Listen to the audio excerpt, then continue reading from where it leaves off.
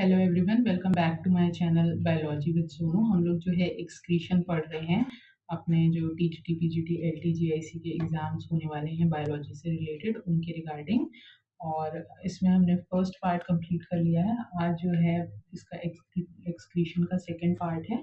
ठीक है, तो स्टार्ट करते हैं। एंड आप लोगों को मेरी वीडियोस अच्छी लग रही हूँ तो आप लोग मेरे चैनल को सब्सक्राइब कर सकते हैं एंड वीडियो को जो है शेयर कर सकते हैं अपने फ्रेंड्स फैमिली में जो भी प्रिपरेशन कर रहे हैं बायोलॉजी से रिलेटेड एग्जाम्स की। ठीक है, चलो स्टार्ट करते हैं आज का टॉपिक। हमने लास्ट देख लिया था कि हमें जो है cyclostomes, fishes, amphibians, reptiles, birds and mammals में जो है किडनी देखने को मिल रही थी। अब टाइप्स ऑफ किडनीज देख लेते हैं कि कितने टाइप की किडनी होती है ना। यहाँ पर आप लोग नेक्स्ट हेडिंग डाल लीजिए, टाइप्स ऑफ किडनी, और वो हमें कहाँ कहाँ देखने को मिलती है। तो सबसे पहले अगर हम बात करें तो सबसे फर्स्ट टाइप जो होता है आर्चीनेफ्रिक किडनी।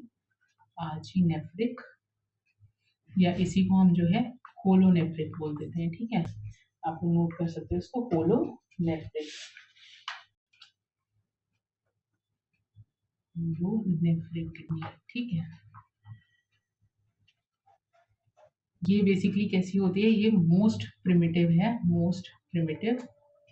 ठीक है, एंड ये हमें किस में देखने को मिलती है, ये हमें साइक्लोस्टोम्स में देखने को मिलती है, साइक्लोस्टोम्स में। ठीक है, नेक्स्ट बात करें अगर तो नेक्स्ट है प्रोनेफ्रिक किडनी। ठीक है, प्रोनेफ्रिक किडनी, ये हमें कहाँ देखने को मिलती है, या इसी को हम जो है हेड किडनी भी बोल देते हैं, हेड किडनी। ठीक है, और ये हमें कहाँ देखने को मिलती है, tadpole larva,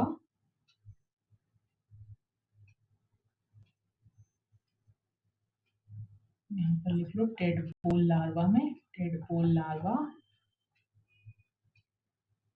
and embryo of amniotes में। ठीक है, एमनियोट्स और एनेमनियोट्स मैंने आपको जो है पिछली क्लास में बता दिया है। ठीक है, प्रोनेफ्रिक हो गई। देन इसके बाद बात करें नेक्स्ट टाइप की जो किडनी होती है, दैट इज मीजोनेफ्रिक। ठीक है, मीजोनेफ्रिक किडनी, इसको हम कैसे क्या बोलते हैं, थोरेसिक किडनी भी बोलते हैं। ठीक, और ये हमें कहाँ देखने को मिलती है, फिशेज में, एम्फीबियंस में, फिशेज एंड एम्फीबियंस में। और वहीं बात करें अगर मेटानेफ्रिक किडनी की, मेटानेफ्रिक, तो ये कैसी होती है, ये एब्डोमिनल किडनी होती है, एब्डोमिनल। ठीक है, ये हमें कहाँ कहाँ देखने को मिलती है, एडल्ट्स ऑफ एमनियोटा। ठीक है, यानी कि रेप्टाइल्स, एव्स एंड मैमल्स में। ठीक है, इसके अलावा अच्छा अगर हम डिफरेंस इनमें क्या डिफरेंस होता है उसके पॉइंट ऑफ व्यू से देखें तो आर्चीनेफ्रिक या होलोनेफ्रिक तो मोस्ट प्रिमिटिव हो गई। ठीक है, उसके अलावा अगर हम बात करें तो प्रोनेफ्रिक में अगर हम बात करें तो ये क्या करता है, ये यहाँ पर आप लिख सकते हो फिल्टर्स ओनली सीलोमिक फ्लूइड। ठीक है, सीलोमिक फ्लूइड, इसमें no Bowman's capsule, Bowman's capsule short में लिख दे रही हूँ मैं, बोमेंस कैप्सूल नहीं होता है।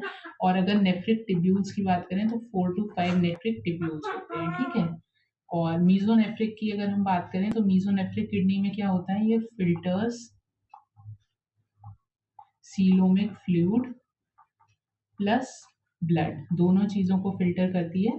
एंड इसके अलावा इसमें जो है बोमेंस कैप्सूल प्रेजेंट होता है। ठीक है, और जो नेफ्रिक ये आपके नेफ्रिक टिब्यूल्स होते हैं ये 10 to 12 होते हैं। ठीक है, 10 to 12 नेफ्रॉन्स कह सकते हो या फिर एक तरीके से। ठीक है, वहीं अगर बात करें मेटानेफ्रिक की, ठीक है, तो मेटानेफ्रिक में ये क्या करती है, ये केवल ब्लड को फिल्टर करती है। इसके अलावा इसमें वोमेन्स कैप्सूल प्रेजेंट होता है, और जो नेफ्रॉन्स की बात करें तो 10 लाख नेफ्रॉन्स पर किडनी प्रेजेंट होते हैं। ठीक है, नेफ्रॉन पर किडनी प्रेजेंट होते हैं। ठीक है, तो अब आपको डिफरेंस पता चल गया होगा कि प्रोनेफ्रिक कैसी होती है, मीजोनेफ्रिक कैसी होती है, मेटानेफ्रिक किडनी कैसी होती है। ठीक है, इसके अलावा एक चीज और नोट करके लिख लो, यहाँ पर नेक्स्ट स्लाइड में मैं लिख दे रही हूँ, आप लोग अपने वही इसी वाले जो डिफ्रेंसिएशन करा है इसी में लिखना। नोट। जो स्कोलियोडॉन होता है, स्कोलियोडॉन, ये कैसा होता है, ये ऑफिस्तो नेफ्रिक होता है, ठीक है, ऑफिस्तो नेफ्रिक किडनी देखने को इसमें मिलती है, ठीक है। ये कैसी होती है, मॉडिफाइड मीजोनेफ्रिक की किडनी है, मॉडिफाइड मीजोनेफ्रिक किडनी, ठीक है। और इसमें बेसिकली क्या होता है, ऑफिस्टोनेफ्रिक में ये एक्सक्रीशन भी करती है, एक्सक्रीशन, इसका कुछ पार्ट जो है एक्सक्रीशन करता है और कुछ पार्ट जो है इसका रिप्रोडक्शन में रोल प्ले करता है, ठीक है। तो अब आ जाते हैं अपने नेक्स्ट उस पे। नेक्स्ट अब हमें क्या पढ़ना है, ह्यूमन एक्सक्रीटरी सिस्टम पढ़ना है, ठीक है। तो ह्यूमन एक्सक्रीटरी सिस्टम अब देख लेते हैं, इसी के नीचे से ही स्टार्ट कर देते हैं, यहाँ से, है ना, यही हेडिंग डाल लेते हैं। ये जरूर नोट करके स्कोलियोडॉन ध्यान रखना, ह्यूमन एक्सक्रीटरी सिस्टम, ये ह्यूमन एक्सक्रीटरी ऑर्गन, ऑर्गन, ठीक है। तो बात करें अगर, देखो रफ डायग्राम एक मैं बना दे रही हूँ, ठीक है, इस तरीके से बीन शेप्ड होती है ये, ठीक।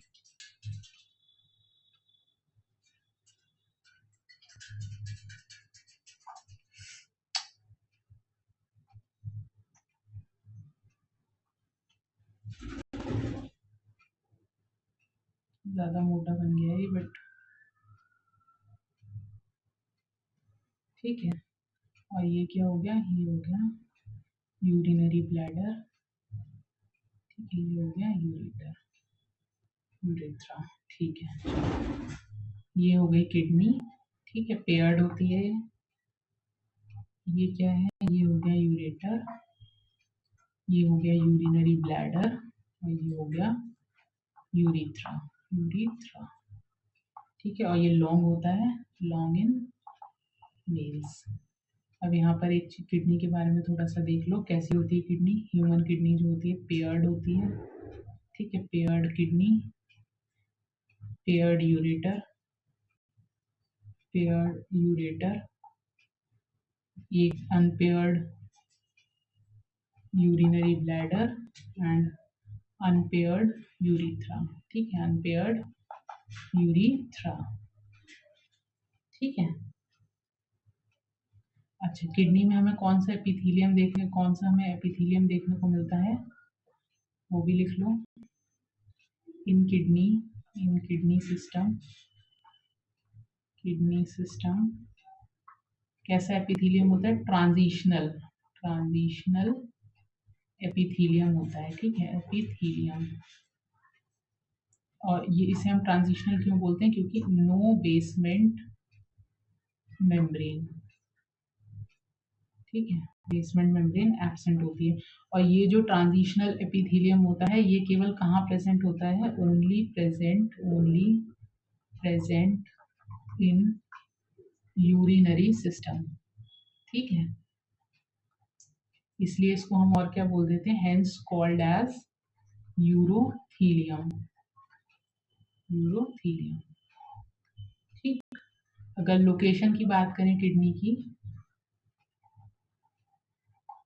लोकेशन तो कैसी होती है, from last thoracic vertebrae, from last thoracic vertebrae to L1 और L3 वर्टिब्री, ठीक है, लंबार 1 या लंबार 3 वर्टिब्री तक होती है।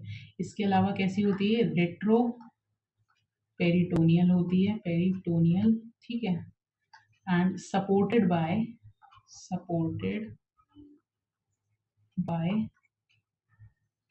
फ्लोटिंग रिब्स, ठीक। 11th एंड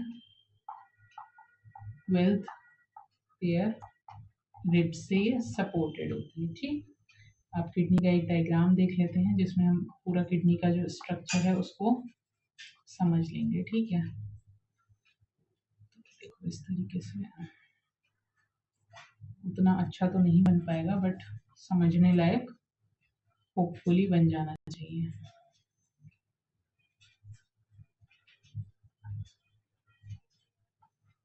पतला ज़्यादा हो गया ये।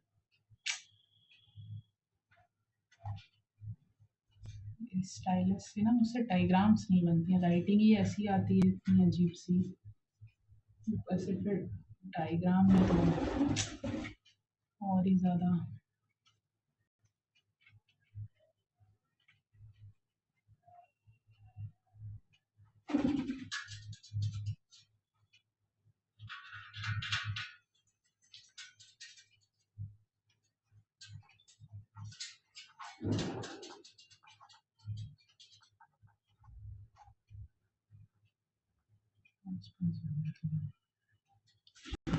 समझ में आना होगा इसे। ठीक है, अब इसका जो है देख लेते हैं। ये है बाहर की तरफ रीनल कॉर्टेक्स, ठीक है, रीनल कॉर्टेक्स। अंदर की साइड है रीनल मेड्यूला, रीनल मेड्यूला, ठीक। This is hilum. हाइलम से क्या होती है, डिफरेंट टाइप की जो वेन्स और आर्टरीज होती हैं वो पास होती हैं, ठीक है। तो हाइलम से क्या क्या पास होता है, एक तो यूरेटर पास होता है हाइलम से, ठीक है। मैं एरो बना दे रही हूँ, ये जा रहा है मतलब किडनी से बाहर जा रहा है, ठीक है। रीनल वेन बाहर जा रही है, renal vein, then renal artery अंदर आ रही है, एंड इसके अलावा और क्या होता है, नर्व्स एंड ब्लड वेसल्स भी देखने को मिलती हैं, ठीक है। अब क्या रह गया इसमें, हाँ ये जो है, ये रेड कलर की क्या है, ये मेड्यूलरी मेड्यूलरी पिरामिड्स हैं, ठीक है। या इनको हम रीनल पिरामिड बोलते हैं, ठीक है, रीनल पिरामिड्स, ठीक।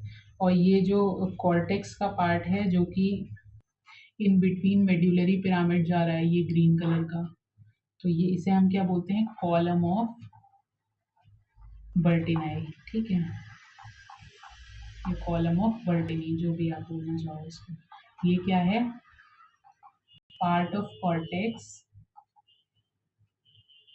extending in between medullary pyramid, ठीक है।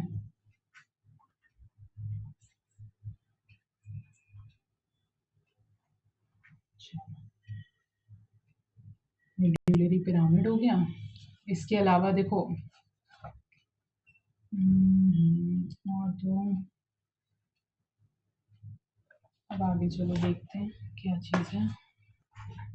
नेफ्रॉन्स के बारे में देख लेते हैं। हाँ, नेफ्रॉन से क्वेश्चन बनता है, नेक्स्ट हेडिंग डाल लो, नेफ्रॉन्स।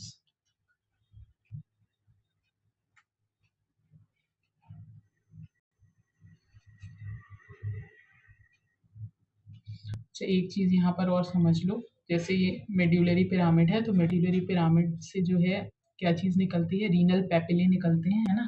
तो यहाँ पे बना दे रही हूँ मैं इस तरीके से, ये ऐसे रीनल पैपिले टाइप में, ठीक है, इस तरीके से, ठीक है। तो ये तो क्या हो गया, ये रीनल पैपिली हो गया, रीनल पैपिली, ठीक है। और ये क्या है, ये जो है ये माइनर कैलिक्स है, माइनर कैलिक्स, ठीक है। और ये जो है ये मेजर कैलिक्स है, ठीक है, मेजर कैलिक्स। ये आगे सब हाइलम में ही ओपन होता है, ठीक। नेक्स्ट आ जाओ नेफ्रॉन्स पर। तो नेफ्रॉन्स की अगर हम बात करें तो ये क्या होता है, ये स्ट्रक्चरल एंड फंक्शनल यूनिट है किडनी का, ठीक है। अगर इसकी डेफिनेशन की बात करें तो structural and functional unit of kidney, ठीक है। साइज की बात करें तो 2 से 3 सेंटीमीटर होता है, और कितने, 1 मिलियन नेफ्रॉन्स, 1 मिलियन नेफ्रॉन यानी कि कितने, 10 लाख, 10 lakhs पर किडनी है, ठीक है। यानी कि तो 2 किडनी है तो 2 मिलियन, हेंस लिख लो, यहाँ कंफ्यूज हो जाओ वरना, हेंस 20 लाख इन बोथ, ठीक है। चलो अब जरा हम डायग्राम देख लेते हैं वुमेन्स कैप्सूल वगैरह का, ठीक है। तो पूरा फिर जो है तुमको एक्सक्रीशन का जो मैकेनिज्म है वो भी समझना है, ठीक। तो यहाँ पे मैं डायग्राम बना देती हूँ। ये क्या है, ये है एफरेंट आर्ट्रियोल, ठीक है। एफरेंट आर्ट्रियोल जो होता है इसका डायमीटर ज्यादा होता है, इफरेंट का कम होता है, ठीक। यहाँ पे लिख लो एफरेंट आर्टेरियोल, और ये क्या है, ये इफरेंट आर्टेरियोल, ठीक है। ये क्या है, ये है वोमेन्स कैप्सूल,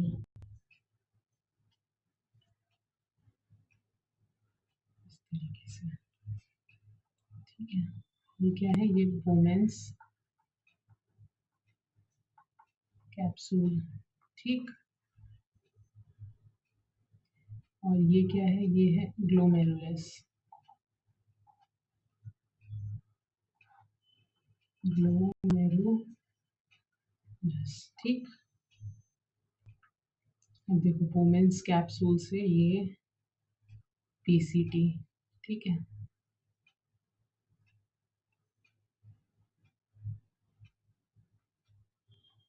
ये शॉर्ट बना दे रही हूँ अभी क्योंकि इतना नीचे स्पेस नहीं है, ठीक है।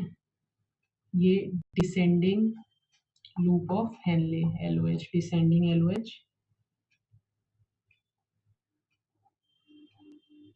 फिर ये इस तरीके से ये असेंडिंग एलओएच, ठीक है। असेंडिंग लूप ऑफ हेनले, ठीक है। असेंडिंग लूप ऑफ हेनले, ये आ गई डीसीटी, ठीक है। ये हो गया डीसीटी, डिसेंडिंग कॉन्वोल्यूटेड ट्यूब्यूल, और ये आ गई कलेक्टिंग डक्ट, ये क्या है, कलेक्टिंग ट्यूब्यूल,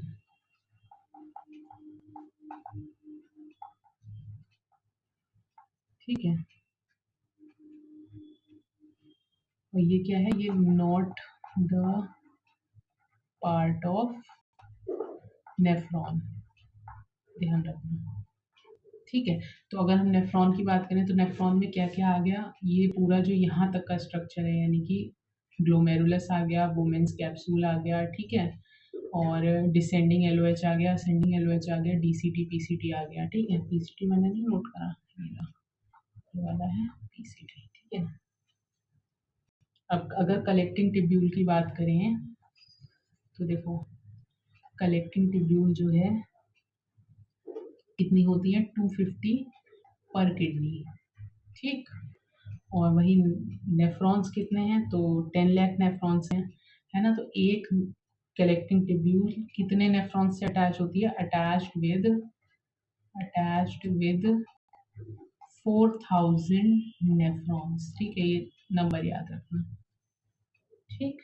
अब चलो नेफ्रॉन्स देख लेते हैं कितने टाइप्स के होते हैं। ये तो हमने एक नेफ्रॉन का स्ट्रक्चर देख लिया, ठीक है, कि ग्लोमेरुलस हो रहा है, ग्लोमेरुलस है तो ग्लोमेरुलस में ये देखो एफरेंट आर्ट्रियोल, इफरेंट आर्ट्रियोल, सब नेम ध्यान रखना, ग्लोमेरुलस, वुमेन्स कैप्सूल कहाँ पर है, पीसीटी, डीसीटी, ये सब चीजें, ठीक। अब आ जाओ नेफ्रॉन के टाइप्स देख लेते हैं नेफ्रॉन, ठीक। तो पहला है, इसे हम क्या बोलते हैं, मेलपिगियन, मेलपिगियन बॉडी या कॉर्पस्कल्स, या फिर इसी को हम और रीनल कॉर्पस्कल्स बोल देते हैं, ठीक है। इसमें क्या क्या आ जाता है, इसमें आता है वुमेन्स कैप्सूल, वुमेन्स कैप्सूल, ठीक, एंड ग्लोमेरुलस, ग्लोमेरुलस, ठीक। और दूसरा पार्ट जो है नेफ्रॉन का वो होता है रीनल टिब्यूल्स, रीनल टिब्यूल्स, ठीक है। इसमें क्या क्या आ जाता है, इसमें पीसीटी आता है, एलओएच लूप ऑफ हेनले, और इसमें डिसेंडिंग और असेंडिंग दोनों ही आ जाते हैं, ठीक है। और डीसीटी आता है। अब आते हैं टाइप ऑफ नेफ्रॉन पे, डालो टाइप ऑफ नेफ्रॉन, तो ये हम किसके बेसिस पे डिसाइड करते हैं? टाइप ऑफ नेफ्रॉन दो तरीके के होते हैं, एक तो कॉर्टिकल नेफ्रॉन होते हैं और एक जक्स्ट्रा मेडुलरी नेफ्रॉन होते हैं, ठीक है। तो अगर बात करें कॉर्टिकल नेफ्रॉन्स की, ठीक, तो ये कितने होते हैं? अप्रॉक्सीमेटली 80 to 85% जो हैं वो हमारी बॉडी में कॉर्टिकल नेफ्रॉन्स ही होते हैं। और वहीं बात करें अगर जक्स्ट्रा मेडुलरी नेफ्रॉन्स की शॉर्ट में लिख देंगे तो ये अप्रॉक्सीमेटली 15 to 20% होते हैं, ठीक। अब हम आइडेंटिफाई कैसे करते हैं? तो अगर हम देखो इस तरीके से डायग्राम से समझ लेते हैं कि सपोज करो ये हमने बना लिया, एक लाइन से बना दे रही हूँ मैं, ये हमारा मेड्यूला वाला पार्ट है, ठीक है, मेड्यूला, और ये हमारा कॉर्टेक्स वाला पार्ट है, ठीक है, किडनी का। तो अगर हम बात करें तो देखो कॉर्टिकल नेफ्रॉन्स में क्या होगा, जो लूप ऑफ हेनले है वो मेड्यूला वाले पार्ट में कम होगा, ठीक है, ज्यादातर पूरा कहाँ होगा? कॉर्टेक्स वाले पार्ट में होगा, ठीक है। शॉर्ट में बना देंगे, ठीक है, ज्यादातर कॉर्टेक्स वाले पार्ट में होगा और इसमें कम होगा मेड्यूला में, ठीक। बट यहाँ पे लिख लो LOH जो है इसका बहुत कम होगा। और वहीं जक्स्ट्रा मेडुलरी की बात करें तो ये बिल्कुल ही मेड्यूला के पास में तो होगा, ठीक है, देखो इस तरीके से ये, और इसमें जो लूप ऑफ हेनले है वेरी डीप होगा मेड्यूला में, इस तरीके से पूरा लूप ऑफ हेनले ऑलमोस्ट अंदर के है ना इसके, और बाकी पार्ट जो है नेफ्रॉन का वो बाहर है, ठीक है। तो इसको डिफ्रेंशिएट करके ऐसे आप लिख सकते हो, डायग्राम से समझ तो गए हो कि अब यहाँ पर ऐसे करके एक वो बना लो डिफरेंस वाली टेबल, कॉर्टिकल नेफ्रॉन्स और यहाँ पर जक्स्टा मेड्यूलरी नेफ्रॉन, ठीक। तो अगर बात करें कॉर्टिकल नेफ्रॉन्स की तो ये कितने थे? 80 to 85% हमें देखने को मिल रहे थे, और वहीं पर जक्स्टा मेडुलरी की बात करें तो ये कितने थे? 15 to 20% ही होते हैं। इसमें क्या होता है? बोमेंस कैप्सूल, PCT और जो DCT है वो हमें कहाँ देखने को मिल रहा है? इन कॉर्टेक्स, क्लियरली विजिबल था कि कॉर्टेक्स में है। वहीं बात करें अगर जक्स्ट्रा मेडुलरी में तो बोमेंस capsule, PCT, proximal convoluted tubule, DCT, distal convoluted tubule at the junction of cortex and medulla, ठीक है, cortex and medulla, ठीक। और इसका जो कॉर्टिकल नेफ्रॉन्स का जो लूप ऑफ हेनले था वो कैसा था? बहुत छोटा था, वेरी शॉर्ट। बट इसका जो लूप ऑफ हेनले है जुक्स्टामेडुलरी का वो कैसा होगा? वेरी लॉन्ग और कंप्लीटली इनटू मेड्यूला, ठीक है। देन बात करें वासा रेक्टा ईदर शॉर्ट ईदर यहाँ पे लिख लो एक सेकेंड, वासा रेक्टा ईदर रिड्यूस्ड, वर्ड ज्यादा सही रहेगा, रिड्यूस्ड और एब्सेंट। यहाँ पे क्या होता है? जक्स्ट्रा मेडुलरी में वासा रेक्टा वेल डेवलप्ड, ठीक है। फिर यहाँ पे बात करें तो नो रोल, कॉर्टिकल नेफ्रॉन्स का कोई रोल नहीं होता in counter current mechanism, CCM लिख दे रही हूँ, ठीक है। और जक्स्ट्रा मेडुलरी का role in counter current mechanism, ठीक है। और यहाँ पे जक्स्ट्रा मेडुलरी अपैरेटस जो होता है वो प्रेजेंट होता है कॉर्टिकल नेफ्रॉन्स में और यहाँ पर एब्सेंट होता है, ठीक है। तो होपफुली आपको इतना डिफरेंस समझ में आ गया होगा, ठीक है। अब देखो वासा रेक्टा और पेरिटिब्यूलर कैपिलरी का नेटवर्क और देख लेते हैं किस तरीके से है, और जक्स्ट्रा मेडुलरी अपैरेटस देख लेते हैं आज, है ना। दो चीजें और देख लेते हैं, फिर इस क्लास को यहीं पर जो है हम बाइंड अप करेंगे। मान के चलो एक्सक्रीशन की 4 से 5 क्लासेस तो 20-25 मिनट की होंगी, तभी जाकर के ये जो चैप्टर है ये कंप्लीट हो पाएगा, ठीक है। क्योंकि इसमें समझने वाली चीज़ें ज़्यादा हैं और बार बार मुझे जो है ये डायग्राम बना करके एक्सप्लेन करना पड़ रहा है ना, तो इसकी वजह से और ज़्यादा टाइम लग रहा है। तो ये क्या है? ये एफरेंट आर्टरियोल है, ठीक है, शॉर्ट में ही लिख दे रही हूँ मैं, ठीक। ये क्या है, ये इफरेंट आर्टरियोल है, ठीक।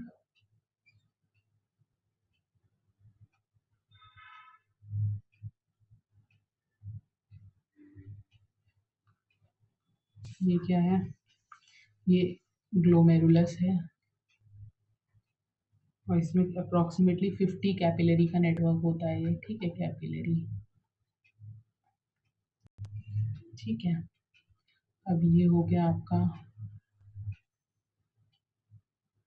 पीसीटी। देन अभी मैं इसी तरीके से एक ही बार में बना दे रही हूँ, थिन सेगमेंट थिक सेगमेंट नहीं बना रही हूँ, ठीक है, क्योंकि मुझे वासा रेक्टा और वो एक्सप्लेन करना है, पेरिटिबुलर कैपिलरी नेटवर्क, ठीक है। ये आपका ठीक। अब देखो, एफरेंट आर्टरियोल जो आ रहा है, यहाँ से जो ब्लड आ रहा है वो सारा किस में जा रहा है, वो सारा इसमें ग्लोमेरुलस में जाकर के फिल्ट्रेट हो रहा है, फिल्टर हो रहा है, ठीक है। अच्छा, इफरेंट आर्टरियोल से क्या होता है, इफरेंट आर्टरियोल से दो कैपिलरीज निकलती है, एक जो होती है इस तरीके से,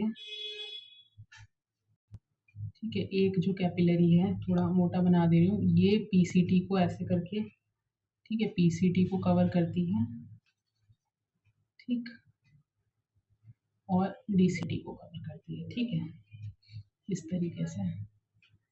इसे हम क्या बोलते हैं, इसे हम बोलते हैं पेरिटिब्यूलर कैपिलरी नेटवर्क, ठीक। यहाँ पर आप लिख सकते हो पेरिटिब्यूलर कैपिलरी, कैपिलरी, ठीक है। ये कहाँ होती है, ये अराउंड पीसीटी एंड डीसीटी होती है, ठीक है। वही बात करें दूसरी, ये जो इसी से निकली है कैपिलरी, ग्रीन विजिबल होगा, येलो से बना देती हूँ, चलो। तो दूसरी ये जो निकली है एफरेंट आर्टरियोल से, ये क्या करती है, ये इसके लूप ऑफ हेनले के पैरेलल चलती है, ठीक है। इन्हीं दो चीजों का मेन रोल होता है काउंटर करंट मैकेनिज्म में, ठीक है। ये इस तरीके से इसी के पैरेलल चलती है। तो ये क्या है, ये है वासा रेक्टा, ठीक है, parallel to loop of Henle, ठीक है। तो इतनी चीज आप लोगों को समझ में आई होगी। और जो पेरिटिब्यूलर कैपिलरी प्लस वासा रेक्टा जो है, वासा रेक्टा, ये मिलकर के क्या बनाते हैं, पेरिटिब्यूलर कैपिलरी नेटवर्क, ठीक है, नेटवर्क। और ये क्वेश्चन भी आ सकता है, ये किसका पार्ट है, ये एफरेंट आर्टरियोल का पार्ट है, पार्ट ऑफ एफरेंट आर्टरियोल, ठीक है। अब जक्स्ट्रा ग्लोमेरुलस apparatus भी देख लेते हैं, नेक्स्ट हेडिंग डाल लो, जक्स्ट्रा ग्लोमेरुलर apparatus, ठीक है। एक्सक्रीशन को हम ऐसा करेंगे, 2 दिन में कंप्लीट करेंगे, यानी कि सैटरडे एंड संडे में कंप्लीट, संडे तक ही है जो होपफुली मैं कोशिश करूँगी कंप्लीट हो जाए, क्योंकि अभी मेरी तबीयत इतनी ठीक नहीं हो पा रही है कि मैं कंटिन्यूसली बैठ करके मतलब 4-5 क्लास एक दिन में रिकॉर्ड करूँ। और थोड़ा सा फीवर की वजह से जो है फंबल भी हो रहा है, बोलते बोलते मतलब एकदम से ऐसा होता है ना कि माइंड ब्लैंक हो जाता है, क्या बोलते चले जा रहे हैं समझ में नहीं आता है, और वर्ड्स जो हैं फंबल हो रहे हैं, तो वो चीज़ भी ठीक नहीं है ना। बट कोई नहीं, जैसे ही 1-2 दिन में रिकवर होऊंगी मैं, तो आपको मैक्सिमम जल्दी जल्दी क्लासेस जो है वो प्रोवाइड करा दूंगी। बट अभी मेरी कोशिश रहेगी कि हम संडे तक जो है, मतलब संडे को इसको संडे तक कंप्लीट कर लें, ठीक है। तो जक्स्टा ग्लोमेरुलर अपैरेटस JGA, ठीक है, इसको देख लेते हैं, इसमें क्या क्या चीज़ें होती हैं। इसमें एक तो जेजी सेल्स होते हैं, ठीक है, जेजी सेल्स, इनका क्या रोल होता है वो भी देख लेंगे। मिजेंजियल सेल्स होते हैं, मिजेंजियल सेल्स, या इन्हीं को हम लेसिस सेल्स भी बोलते हैं, ठीक है, लेसिस सेल्स। और इसके अलावा इसमें क्या प्रेजेंट होता है, मैक्यूला डेंसा, ठीक है, ये तीनों चीज़ें इसमें प्रेजेंट होती हैं। 1 2 3 नंबरिंग कर दूँ क्या, चलो अब इनके बारे में थोड़ा सा देख लेते हैं। तो ये कहाँ प्रेजेंट होता है, ये कैसे होते हैं जेजी सेल्स, मॉडिफाइड स्मूथ मसल्स होते हैं ये, ठीक है, स्मूथ मसल्स होते हैं। एंड कहाँ प्रेजेंट होते हैं, प्रेजेंट इन एफरेंट आर्टेरियोल, ठीक है। और ये क्या रिलीज करते हैं, रिलीज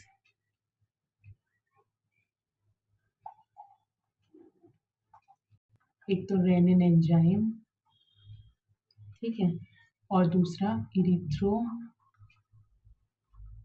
एंजाइम, इरिथ्रोपोइटिन हार्मोन, ठीक है, जो कि आरबीसी फॉर्मेशन में काम आता है, ठीक।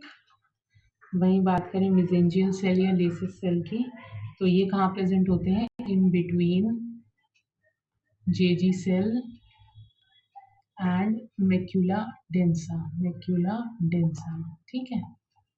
और इनका क्या काम है मेसेंजियल सेल का, ये फेगोसाइटिक सेल होते हैं, फेगोसाइटिक सेल ऑफ किडनी, ठीक है। मैंने प्रीवियस क्लास जब हम लोग पढ़ रहे थे उसकी डाइजेशन वाली, तो मैंने वहाँ पर आपको बताया था फेगोसाइटिक सेल्स ऑफ लीवर, वो आप लोग मुझे कमेंट सेक्शन में बताओगे। आप मुझे भी तो पता चलना चाहिए ना कि जो भी मैं पढ़ा रही हूँ आप लोग उसको लर्न कर रहे हो या नहीं कर रहे हो, बस सुन करके चीज़ गई, याद ही नहीं है, कुछ रिवाइज ही नहीं कर रहे हो, है ना। ये नहीं करना है क्योंकि हमारे एग्जाम में ऑलमोस्ट दिन ही कितने से बचे हैं, दिसंबर में एग्जाम होना है, आज कितनी 10-11 तारीख हो ही रही है ऑलरेडी, अक्टूबर की 20 दिन ये मान लीजिए, 19-20 दिन ही हो गए, फिर नवंबर है हमारे पास, ज़्यादा टाइम नहीं है, ठीक है। मैक्यूलर डेंसा, मैक्यूलर डेंसा किसका पार्ट होता है, पार्ट ऑफ डीसीटी, ठीक है। और इसमें क्या प्रेजेंट होता है, डेंस सेल्स ऑफ डीसीटी, ठीक है। तो जेजी आपको ये जेजी अपैरेटस आपको समझ में आ गया होगा। अब हिस्टोलॉजी ऑफ नेफ्रॉन्स और देख लेते हैं।